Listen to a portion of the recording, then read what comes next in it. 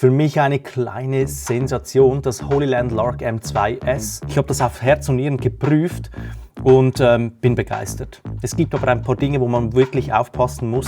Deshalb hier meine Testergebnisse, meine Vergleiche mit den anderen Mikrofonen und Tipps für die Anwendung. Ich bin übrigens nicht gesponsert von HolyLand, ich bin auch nicht bezahlt von einem anderen Verkäufer.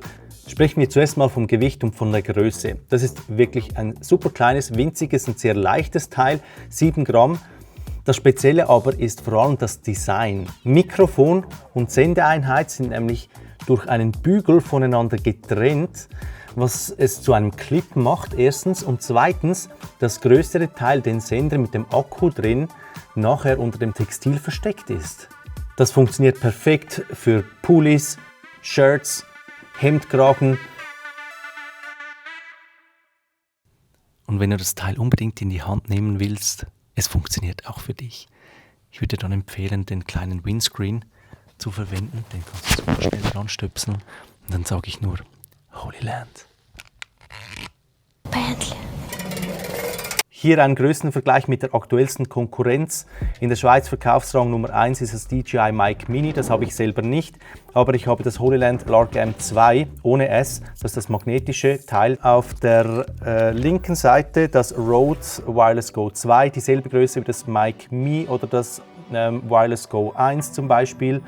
Und auf meiner rechten die beiden DJI Mics in der Version 1 und 2. Und hier zum Vergleich noch ein klassisches Lavalier-Mikrofon, das Rode Lavalier Go. Sind wir jetzt nicht hier angekommen, dass man ein Mikrofon mit Sender hat, das diskreter ausschaut als ein klassisches Lavalier-Mikrofon.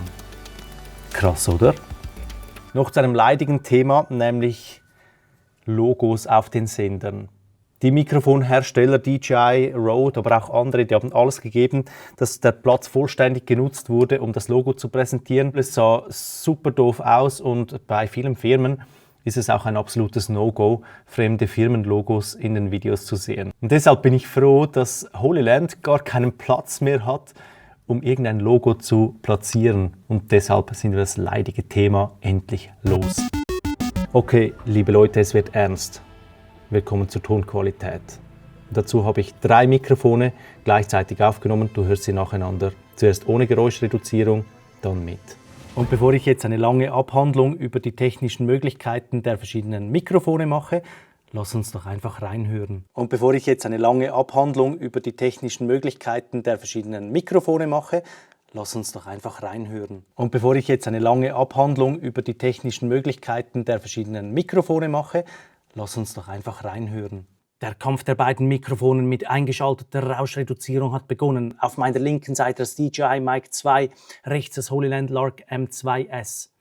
Das HolyLand in der niedrigeren Stufe, und damit der Kampf noch etwas spannender wird, haben wir hier noch etwas Rauschen aus dem Smartphone. In der Zwischenzeit kann ich erklären, dass ich im Normalfall gar keine Rauschreduktion verwenden würde während des Drehs, sondern in der Post-Production machen würde. Aber wenn es nicht anders geht und wir in einer lauten Umgebung sind, das vielleicht Sinn machen würde. Das war's aus dem Stadion. Bis bald.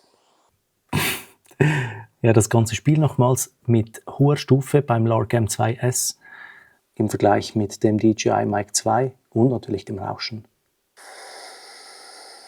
Und dann muss ich wieder was erzählen. Aber mir fällt jetzt gerade nichts mehr ein. Schon noch krass, diese Unterschiede. Ich bin recht angetan von der Soundqualität des Lark M2S und gleichzeitig mega enttäuscht vom DJI Mic 2. Selbst ohne Geräuschreduzierung tönt es für mich einfach nicht gut. Zu wenig Bässe, zu wenig satt. Erstaunt bin ich eigentlich vom Rode Wireless Go 2, das ich schon fast abgeschrieben habe, aber ganz ordentlich tönt. Berücksichtigen wir die Größe, dann ist hier das Lark M2S für mich der Winner. Wie weit kann das HolyLand das Signal übertragen? Ich habe das getestet, draußen und drinnen. Jetzt bin ich hier auf etwa 250 Meter Distanz auf einem Mittelstreifen, der eigentlich gar nicht begangen werden sollte. Ich bin zurzeit 25 Meter entfernt von der Kamera und vom Receiver und drehe mich mal ab. Da haben viele Mikrofone das Problem, dass sie die Verbindung verlieren. Ich gehe mal in einen Raum rein, der ist relativ gut geschützt mit einer dicken Türe und spreche da weiter. Reicht für mich vollständig. 200 Meter Sichtverbindung oder auch 25 Meter hinter einer Stahltür. Also ein gutes Resultat, und das erreichen sie, obwohl sie auch im 2,4 GHz Netz funken, wie praktisch alle anderen das auch machen. Man merkt aber, dass sie sich Mühe gegeben haben mit dem Adaptive Frequency Hopping und auch anderen Maßnahmen gegen Interferenzen. Egal welches Combo du kaufst, du kriegst das Lark M2S immer im Doppelpack mit 2 Mikrofonen.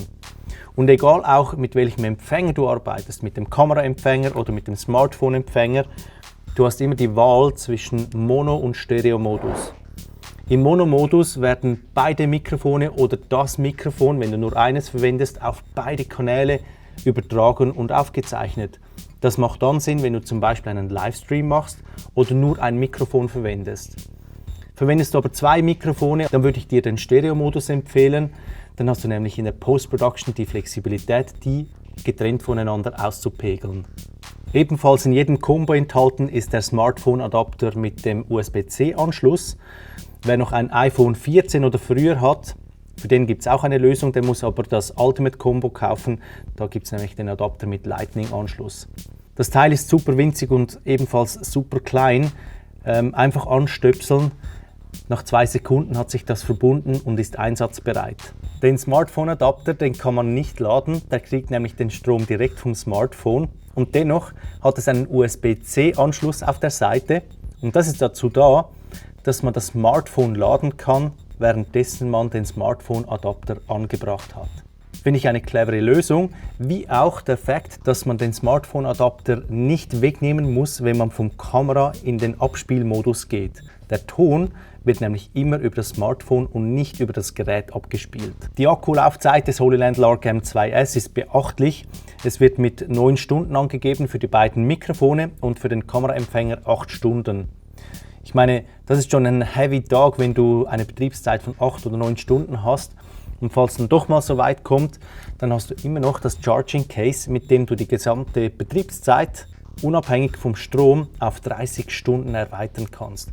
Innerhalb von 1,5 Stunden ist das ganze System von 0 auf 100 wieder vollgeladen.